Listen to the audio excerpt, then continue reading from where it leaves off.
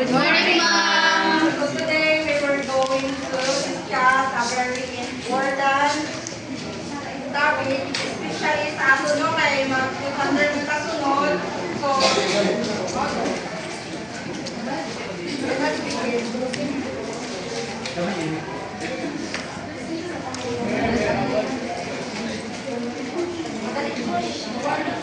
So, class na yung mag-verb sa picture.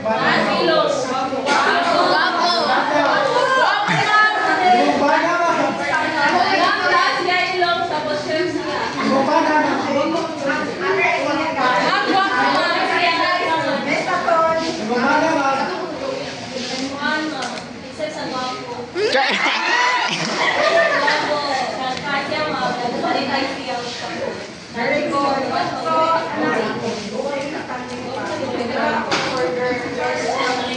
So, what do you think will happen if one time you were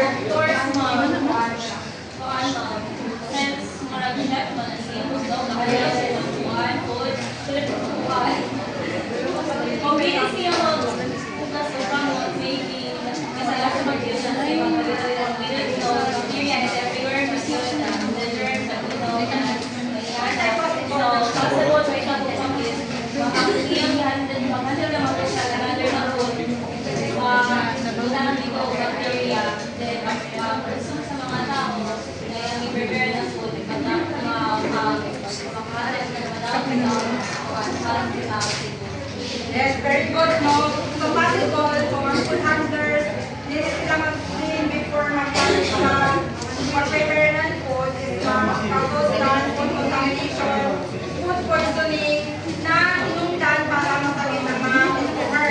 So, need ka na po na mag-hygiene before mag-handle ng food. Okay,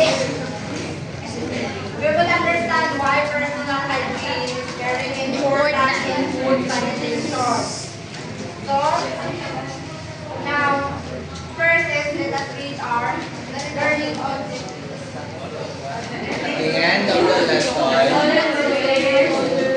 Relate the concept and importance of personal hygiene and health. Identify proper personal hygiene practices in food handling. Demonstrate positive attitude towards personal hygiene and health. Okay, thank you. So, class, kamutan ako is what will happen if a food handler has a fever, diarrhea, or nasakit siya, pero nag-continue siya kung siya hindi mo pag-prepare o continue sa akong kamutan na kami sa akong galina. Anyone, Miss Ligan? Ma'am, sige. So, gani question mo, ma'am? What will happen if a food handler nag-igit, nasakit, pero nag-continue ihapon si Japan, prepare ang food? Ma'am, sige. Ano, ma'am? Okay, Ma'am, wala ka. Wala friend, ma'am. Ako lang friend. Wait mo na. Okay, wait mo na. Ikaw mo ba? What will happen if a food handler diarrhea, nasakit siya, pero continue niya kung sana prepare ang food? So ang chef or ang kanang cooker na nagpadayon gapon siya, it will lead to kanang cross contamination. If kanang si Jawo yan nag-practice ng hygiene. Pagkahuman na dito sa CR, mabalik siya kanang cross contamination and also mamakat ko na sa Yes, very good. Yes, nag-turn scan is listed. So, yan yung mag-ulit. Kasi nato kami sa factor na is yung transfer niya tungod from our hands to the food. That is why hygiene is not an option. It's our responsibility. Asking pa kamo, everyone? Yes. Okay. So, let's proceed. So, balik ka sa personal hygiene and health. Kaya mga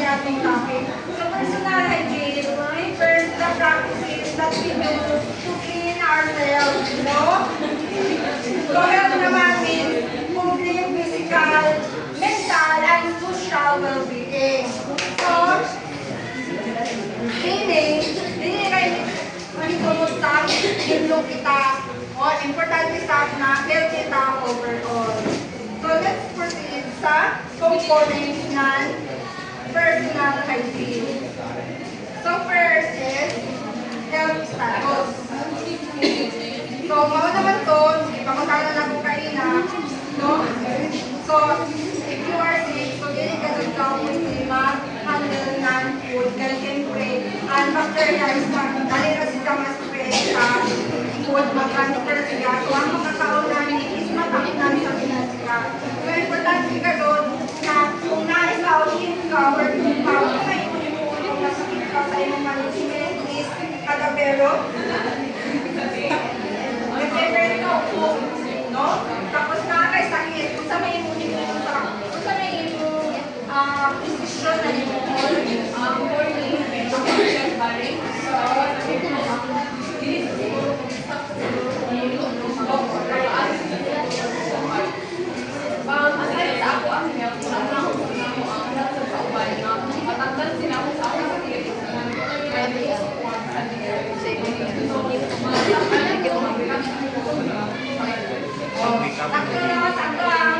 iingon ni kadabero, no? Kay pwede man yung magpasagi sa food. So, importante sabi, ikaw mag-convert mo effort sa yung kitakamuhan na ikaw nasakit, di ba?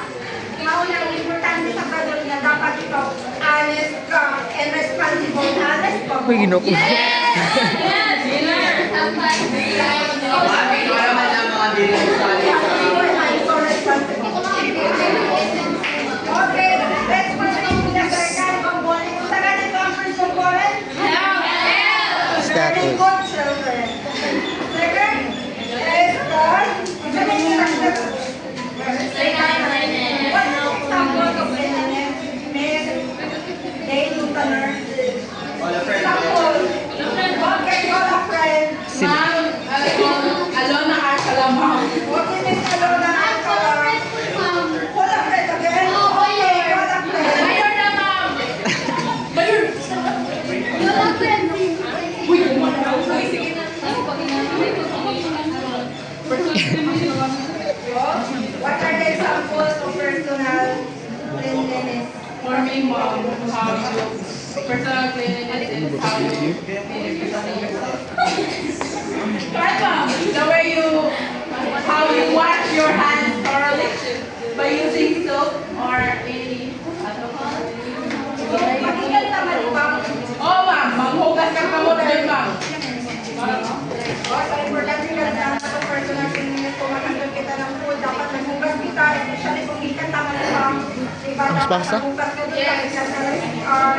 So, or, kanang ang kamintak na raw ingredients like ilawanit, and mo hawik na punta sa line food, so dapat mag-wash na doon kita sa atong hand. Kahit as ang dito kaina, nadadali ka mag-spread ang virus, kung isipon ka, nagkatsin ka, so dapat gano'n malugas sa ka. No? Kaya sa unsa ka alami ang iyong pagkaon, kung ugaw naman po dahil ka mo, so masakit ka doon ka, di ba? And safe ka doon. So let's proceed doon. Unsa ka doon first component? Health. Second? Personal hygiene. Very good. So kung ikaw, kung manigarilyo ka, dapat pa manigarilyo ka. So in Miss Janet Ferdinand, can you stand up? Grabe. Kung ikaw nanigarilyo, dapat ikaw manigarilyo ka. No, ma'am. Because Ano man? cigarette is not good for our health. And the filter, the ashes will go into your food that you eat. Very good, no? Kahit ang kaninga behavior, pagkado na kay disiplina, kahit pwede nito makontaminate ang food by touching type. Nakawit ka mo, cigarette, then nagtas ka sa food, so kung nakontaminate na siya, so this is na allow mo.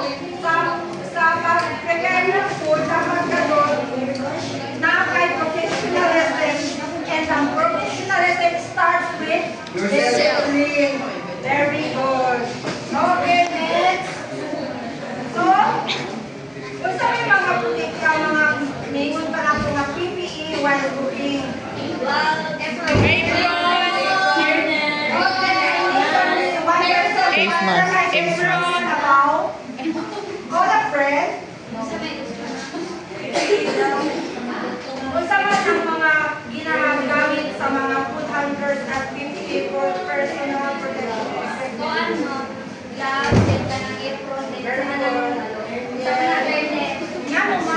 Face mask pa? Fairness of apron and Matapos ang buhok, mabot naman sa pagkao. Di active. Huwag pa magdiwa-iwa mo na sila. Huwag nila yung pagkao. yes, very good. No? Dapat face mask. Grabe ka na sa Ay, face mask sa na. buhok. Nanay ko mo kaya sa ako kasi nakakram. Sulit ka sa kasama. Dapat face mask. Apron ay para kung deliver na dapat siya makalimaan ako. Uniform and siyempre mag-lap sa kita kay mag-commit ng kita pagkaon. And then Face mask. face mask. Kaya what kaya para itong laway dito yung Mag-istorya-istorya ka. Talilimit na tayo ng ang visitor pa na mag-visit sa atong guys, dapat po pa sila magsuot. Yes! Of course. Saan ba yung pagtanang guys, Miss Janice Maninggo? Kung sabay sumunod sa mga visitor if ever na nag-visit sila sa area na naan na ito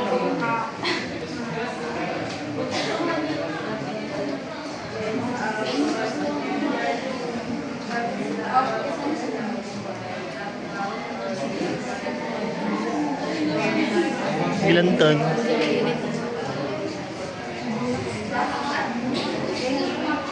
very good, no? Dapat po, lahat ng mga visitors is mag-wear sa sila ng sakto nga PPA. Kahit siyempre, nag-visit sila, what if mga lugawan, bukawang ilang panda na. So, oo, so dapat, tumatak sila kung sa'yo mga protocol sa sulod, no?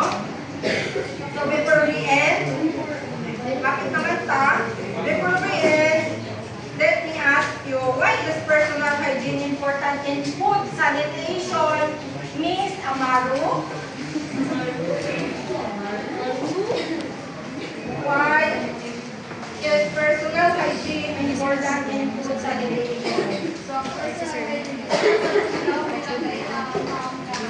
kung ikaw, may cover ka, dapat yun, mag-video mo yung kamot, or kanang mag-disco, mag-video ka sa imong kamot, mag-disco, PPA, para safety ang mga pag Okay, very good, no?